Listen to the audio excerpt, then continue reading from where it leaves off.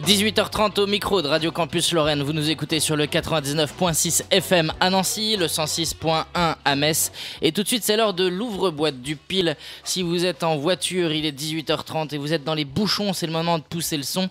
Parce que c'est le moment où nous, on va à la découverte des entreprises de demain de la Lorraine, peut-être. En tout cas, aujourd'hui, on est avec un étudiant. Tu es étudiant ? Tu es étudiant. Alors, comme ça va peut-être mieux marcher. Tu es étudiant. Je suis étudiant, c'est ça. T'es étudiant en quoi ? Alors, je suis au D2E, le diplôme étudiant universitaire.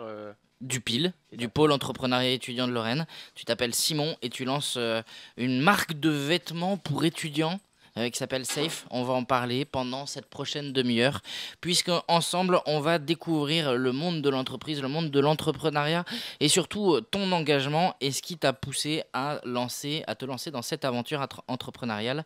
Ton parcours post-bac, c'est quoi à toi ? Alors, du coup, mon parcours post-bac, il est assez court. J'ai eu mon bac l'année dernière, j'ai donc été en fac AES, Administration économique et sociale. Et donc, au cours de cette année, je me suis rendu compte que j'avais cette fibre de l'entrepreneuriat. Donc t'as quoi ? T'as 18 ans, 19 ans ? Non, j'ai 20 ans. T'as 20 ans ? Ouais, j'ai eu quelques changements d'orientation, on va dire. Bah, ça arrive à tout le monde, hein, et ça fait partie même de la culture en fait. Hein. C'est le problème qu'on a en France, hein, c'est de dire tiens, t'as loupé une année, alors que ça t'a peut-être enrichi, mais que t'as choisi de t'orienter, et on parle d'échec, alors que c'est pas ça. Ouais. Donc pourquoi tu t'es orienté tes 2 ans c'est au cours du lycée ? Alors, le projet, il date vraiment plutôt. Il a été mûri pendant cette année de fac, vraiment. Et pendant le lycée, on peut dire que j'avais déjà envie d'entreprendre certaines choses. Mais c'est vraiment pendant cette année de fac où je me suis posé les questions et je me suis dit, mais pourquoi pas se lancer maintenant, à 20 ans, voilà. Ça devient d'où cette idée d'entreprendre ? Tu dis déjà au lycée, j'avais envie d'entreprendre. D'où est née cette envie de finalement de monter quelque chose ? Ben, je ne saurais pas vraiment dire. J'ai eu un esprit. Enfin, j'aime beaucoup ce qui est créatif. Et du coup, de par de là, j'ai toujours voulu aussi monter moi-même, réaliser mon propre travail, quoi. C'est quoi, t'avais du mal avec les profs et donc du coup du mal avec l'autorité ou c'est quoi, c'est tes parents qui avaient une culture entrepreneuriale déjà ? Il y a forcément des choses qui t'ont donné cette première notion d'entrepreneuriat et cette première volonté. Bien sûr, c'est sûr. Déjà, mes parents, ils ont toujours eu voilà, aussi cette fibre un peu. Mais aussi, j'aimais pourtant bien les cours, mais j'aimais bien cette façon de faire. J'ai toujours travaillé sur des choses à côté des cours, fait des propres projets. Bon, c'était pas vraiment ce genre de choses, mais voilà, je voulais faire par exemple une équipe de basket dans mon village ou des petites choses comme ça, quoi. J'aimais monter des projets. Donc t'as fait de l'associatif aussi ? Non, justement, c'est Du sportif ? ouais, du sportif, mais ça n'a pas été là où jusqu'où là je voulais l'emmener, quoi. Alors c'était plutôt le volet je veux entreprendre ou plutôt le volet je veux créer ma marque de vêtements qui l'a emporté ? Eh ben vraiment, pas loin de 50-50. Il y a beaucoup de je veux entreprendre, mais cependant, c'est vrai que c'était la bonne chose aussi, la marque de vêtements. Je suis beaucoup dans cet univers en ce moment, et du coup, c'était vraiment 50-50 entre les deux. 50-50. Ouais. Et donc du coup, comment s'est fait le passage pour devenir étudiant entrepreneur ? Bah du coup, c'était l'année dernière, pendant que j'étais à la fac. En fac de quoi ? Donc AES, Administration économique et sociale. C'est Donc il y avait déjà l'idée d'avoir des notions pour gérer une entreprise, quoi. bien sûr déjà, voilà. Et donc j'ai rencontré Julien, mon chargé de projet au PIL. Et donc pendant que j'étais à la fac, on a eu des rendez-vous. Il m'a dit ce qui était possible de faire. Et t'étais déjà intégré au PIL ou c'était juste les prémices pour le moment ? Les prémices, voilà, exactement. Je suis au PIL que depuis donc cette rentrée vraiment 2017, quoi. T'es officiellement au PIL depuis la rentrée 2017, Exactement. mais il y a eu presque un accompagnement. Voilà. Et c'est lui qui est venu te chercher ou c'est toi qui allais le chercher, Alors, ton accompagnateur du PIL ? Alors j'ai dû envoyer un email vraiment à l'époque, donc je voulais créer une marque de vêtements, mais je savais pas vraiment où ça allait m'emmener, et j'ai dû lui écrire un email et il m'a dit bah donnons-nous rendez-vous, parlons-en. Et en le rencontrant aussi, c'est là où le projet il a pris plus d'envergure. Au début c'était quelque chose de, j'avais pas autant d'ambition que maintenant, je vois vraiment plus loin, on va dire. Et comment t'as connu le PIL ? Pour avoir envoyé ce premier mail, il a fallu tes connaissances que ça existait. Ouais, bah alors vraiment, c'est en cherchant, en me documentant sur comment entreprendre en France, quoi. T'as tapé entreprendre en France. Exactement, ouais, grosso modo, peut-être un petit peu plus de détails dans mes recherches, mais T'es tombé sur le réseau Pépite, c'est ça ? exactement, c'est ça. Et ensuite, donc voilà, le PIL, puis Puis, Le PIL, Pôle entrepreneuriat étudiant de Lorraine, qui appartient au réseau Pépite des réseaux entrepreneuriales de France étudiants. Voilà. Ok, donc de là, il s'est passé la maturation de ton projet. Comment on monte son projet alors qu'on part de rien et qu'on sort du bac finalement? alors ouais, en plus, faut savoir que du coup, j'ai fait donc pas du tout d'études dans ce qui est textile et vêtements. Du coup, alors, bah, faut apprendre, vraiment, faut se bouger. Et c'est aussi ça, dans ça que le pile est important. Il nous donne de quoi avancer à court terme, les objectifs à court terme qu'on a du mal à se fixer soi-même. Et ensuite, du coup, on avance petit à petit, on apprend sur les vêtements, sur le commerce, sur ce dont on a besoin pour entreprendre vraiment, quoi. Alors c'est notamment des choses qu'on apprend dans différentes filières. Comment on mutualise les enseignements de plusieurs filières en accompagnement au PIL? Ça se passe par quoi? Des rendez-vous? Alors bien sûr, donc il y a les rendez-vous quasiment ouais, tous les mois.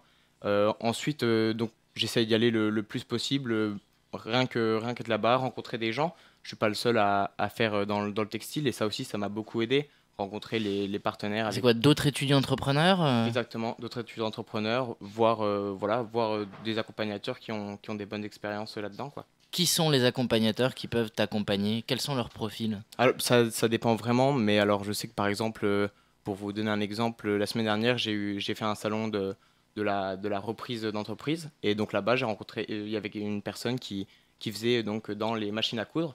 Et donc là, par exemple, bah, on peut prendre un email et puis on apprend comme ça, on rencontre les bonnes personnes, quoi, on va dire, grâce au pile.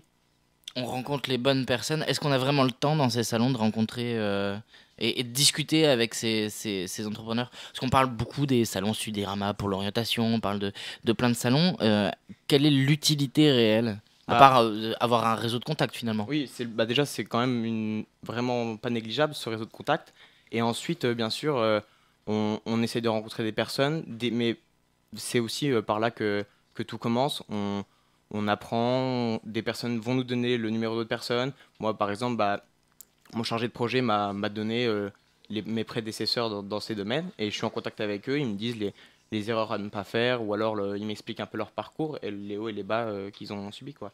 Est-ce que pourquoi se lancer directement dans l'entrepreneuriat avant de te confronter au monde de l'entreprise?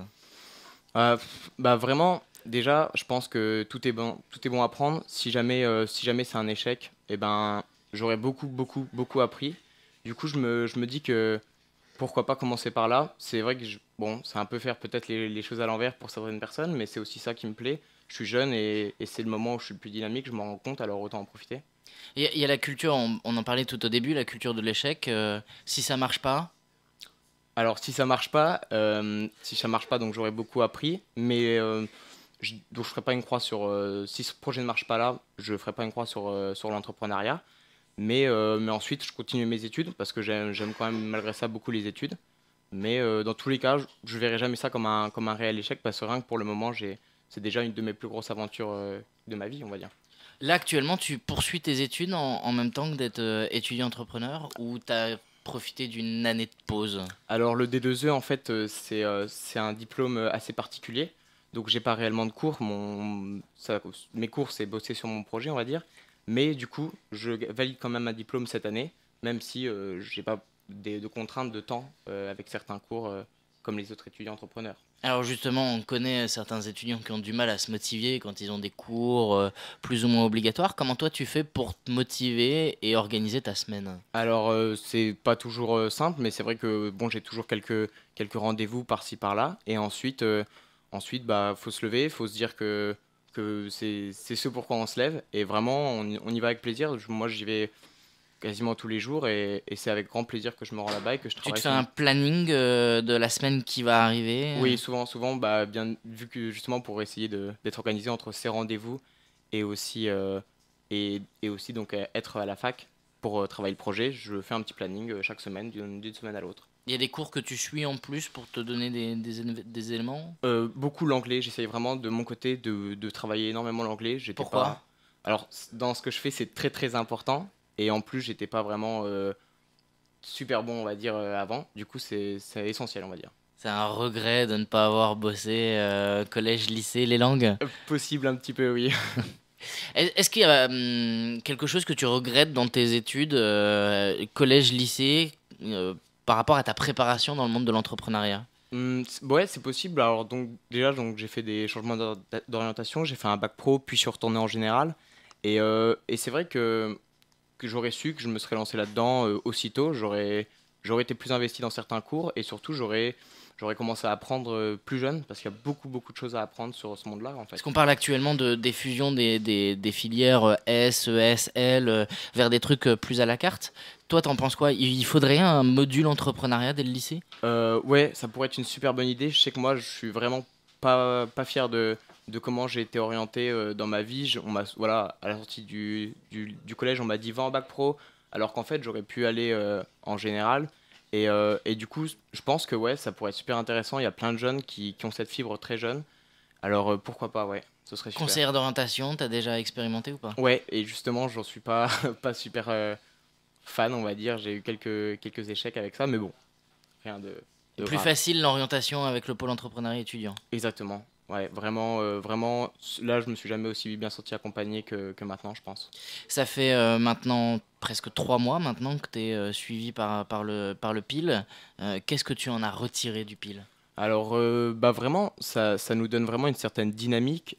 Ça nous apprend à, vraiment à entreprendre, mais surtout sur le fait, voilà, de rencontrer les bonnes personnes, aller chercher les bonnes personnes, discuter avec et tisser notre réseau. Et le pile, c'est vraiment, ça nous met dans la bonne dynamique pour réussir, en fait. Vraiment très important, ça. C'est le côté tuteur, ton arbre pousse et il y a quelqu'un qui te soutient, c'est ça? Exactement, c'est vraiment ça, voilà. Et quelqu'un qui nous relance quand on perd un peu en motivation, ou l'inverse, quand on est un peu trop confiant, nous remet les pieds sur terre, c'est aussi ça qui est important.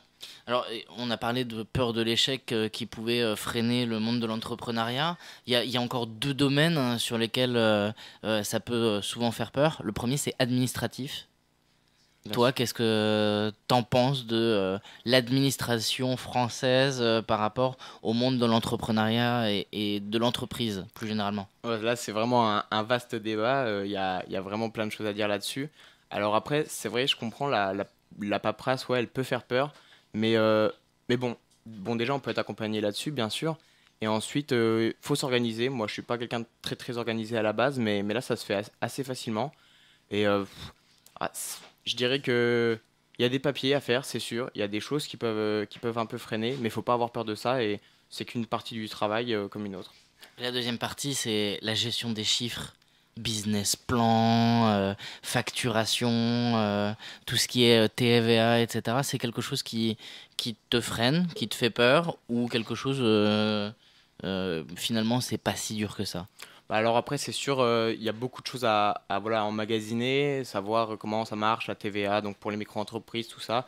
C'est assez copieux, mais faut pas en avoir peur, faut vraiment aller plus loin que ça. Moi, je suis donc, la compta, c'était vraiment mon cauchemar à la fac.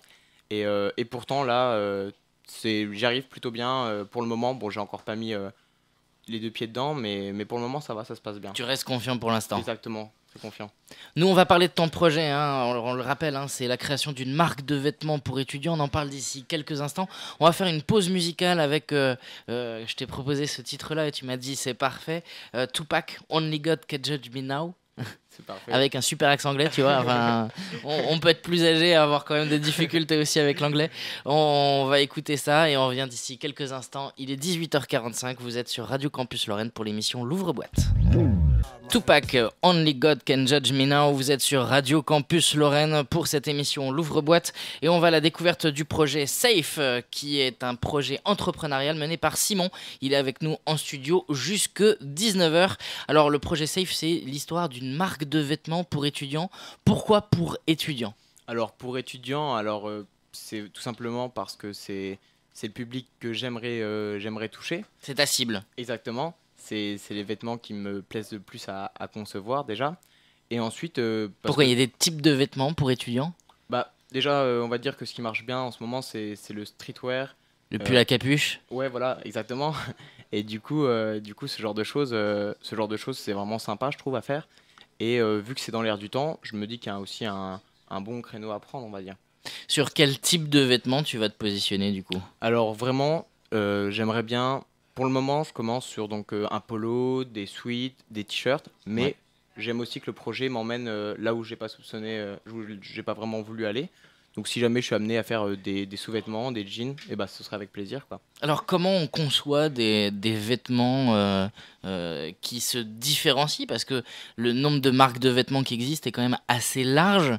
Même, je crois que même Booba a sa marque de Ouais, vêtements. ouais, c'est sûr que c'est un marché vraiment très rempli. Chacun fait un peu voilà avec un logo, on fait très vite, on imprime et hop, on fait très vite ses t-shirts. Il y a même des entreprises qui font ça, hein, où finalement tu arrives avec ton logo et puis ils l'impriment sur ton pull ou ton t-shirt. Exact. Ouais. C'est vraiment ça a assez explosé, on va dire, même ces dernières années. Alors moi j'essaye donc je conçois un vêtement de A à Z, hein. Enfin donc je le fabrique pas mais je détermine sa coupe, toutes les tailles de n'importe quelle partie du vêtement. Ça c'est moi qui le fais, c'est le petit plus comparé à juste simplement imprimer sur un t-shirt. Donc là, c'est du design, on est dans le registre du design en 3D en fait. Voilà, ouais ouais, c'est ça. C'est les logiciels par ordinateur, etc. Voilà, alors du coup, moi, je commence d'abord à réaliser mes croquis avec mes idées, voilà, voilà.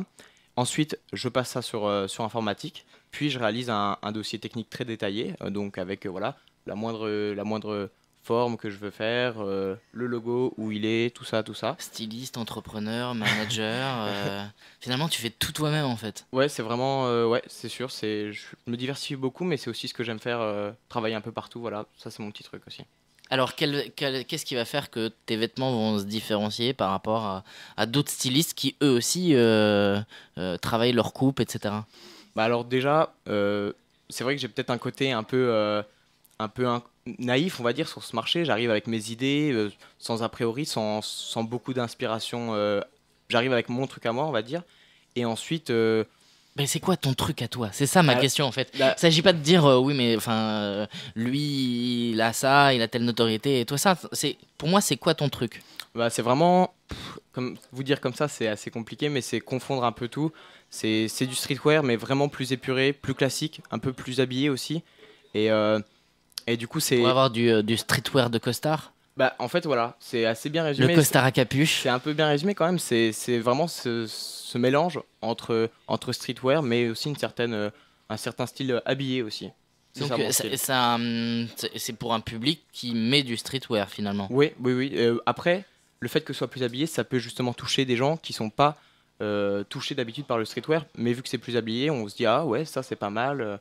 Voilà. C'est un peu, on reste dans la mode sans y rentrer vraiment. C'est le compromis en fait. C'est un compromis. C'est vraiment ça, ouais. Donc ça c'est pour du polo, pour du pull, pour quel est combien de types de vêtements sont déjà dans ton catalogue? Alors du coup, donc là, le polo, tout est réalisé, dossier technique et tout.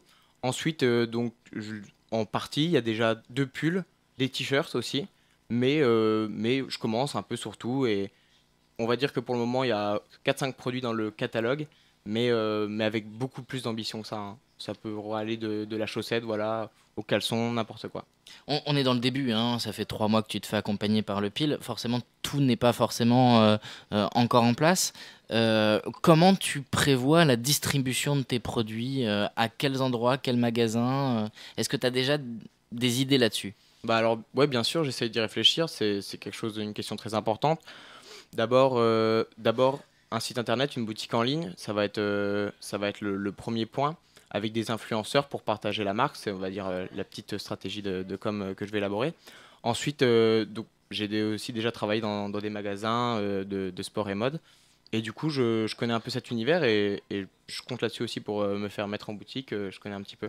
Alors, on parle aussi de fabrication. Imaginons que demain, il y ait 500 personnes qui veuillent un polo, etc. Comment tu gères l'approvisionnement, les stocks et même la fabrication? Bah, ça, c'est une super question parce que c'est vraiment le point le plus délicat, je pense. Alors, j'ai beaucoup eu de mal avec ça. J'ai voulu commencer par du Made in France et c'est très très compliqué de faire du Made in France. Cher? Cher. Pour commencer, c'est cher. Je fais pas une croix dessus, j'aimerais bien y revenir, mais c'est cher.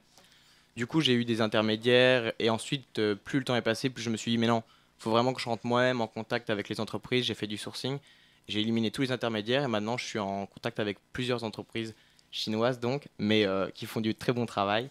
Et ils sont prêts vraiment, c'est des fournisseurs de confiance et ils peuvent répondre à mes demandes très rapidement. Alors justement, on parle de fournisseurs, etc. Combien il faudrait de commandes par semaine, par mois ou par an pour que tu réussisses à en vivre et Euh, que ton entreprise décolle? pour qu'elle décolle, bah, c'est vrai que j'aurais pas de limite parce que je veux vraiment que ça aille loin. Mais pour en vivre, je pourrais pas vous dire comme ça parce que j'en vivrai avec le statut étudiant. Je peux vivre avec peu de choses, on va dire. Avec le statut étudiant-entrepreneur, on est plutôt bien loti. Du coup, je pourrais pas vous dire, mais si déjà par mois je fais. Il y a un objectif, est-ce que le statut entrepreneur il va pas durer ad vitam aeternam? C'est quoi, c'est d'ici 2 ans? Ouais, ouais, vraiment, d'ici 2 ans, ça me paraît être pas mal. Si la marque est bien lancée d'ici 2 ans et qu'elle s'autosuffit et qu'elle me permet de vivre, ce serait vraiment, vraiment super. Mais du coup, en termes de vente, je dirais déjà là, en 2018, si j'arriverais à vendre cinquantaine de produits par mois, ce serait vraiment pas mal. Alors ok, tu te destines à un public étudiant. Moi, étudiant, je suis très près de mes sous. Combien ça me coûte de commander un t-shirt ou un sweat chez toi? Alors justement, l'avantage aussi, il est là. J'essaie vraiment de penser aux étudiants. Donc, comparé au streetwear, par exemple, on peut dire des marques. Oui, oui. Si Donc, t'en cites trois, ça va, je suis tranquille. non, par exemple, si on prend du streetwear qui marche beaucoup, comme Supreme, qui vend donc des t-shirts à entre 50 et 60 euros, les pulls à 120 euros, je suis très très loin de ces prix. Pour un t-shirt, on serait sur du 15 euros, le polo à 20 euros, le sweat à peut-être 35 euros. C'est vraiment un bon compromis aussi, vu que j'élimine tous les intermédiaires, que j'essaye pas de prendre une marge énorme, c'est pas mon but, et ben je peux garantir des prix qui aident les étudiants, on va Avec dire. de la qualité de vêtements Bien sûr, haut de gamme. exactement. Ok. Quel conseil tu donnerais à des étudiants qui se disent oh, l'entrepreneuriat, je sais pas, ça me tente, mais je suis pas sûr. Vraiment, je dirais il faut se lancer, c'est une super aventure. Il faut, c'est sûr, il y a du travail à faire, c'est assez, en énergie, c'est assez, assez lourd, mais il faut se lancer, il faut rencontrer les incubateurs ou le pile tout simplement, et eux, ils vous donneront l'élan pour aller plus loin. Dernière question, si jamais il y a une association étudiante qui veut passer par toi pour faire des suites, des t-shirts personnalisés, c'est jouable. Et si moi, étudiant, je t'écoute et que ça m'intéresse, comment je peux te contacter? Alors ouais, c'est vraiment, ça m'intéresse. Si des gens veulent faire des vêtements, je peux les aider, je peux réaliser, je peux être là. Du coup, pour me contacter, bon alors Simon Feltrin sur les réseaux. Et sinon, il y a une page, c'est Safe, la page Facebook. Vous pouvez la rejoindre. C'est en commencement, mais je suis présent. Donc, merci de nous avoir accompagnés durant cette demi-heure d'émission. Une émission, bien sûr, que vous pouvez réécouter en podcast d'ici quelques minutes. C'est Etu Sport qui prend le relais jusque 20h30. Ils vous parleront de sport, tout simplement, et notamment d'une compétition des championnats de France de cross-country, c'est ça? Qui arrive cette semaine. Ça sera à l'hippodrome de Brabois ce jeudi en début d'après-midi. Nous, on va se quitter avec Dubiosa Collective Free MP3. Merci Simon, on le Merci Tom, rappelle, merci à la tous. marque Safe à suivre, notamment sur les réseaux sociaux. Merci.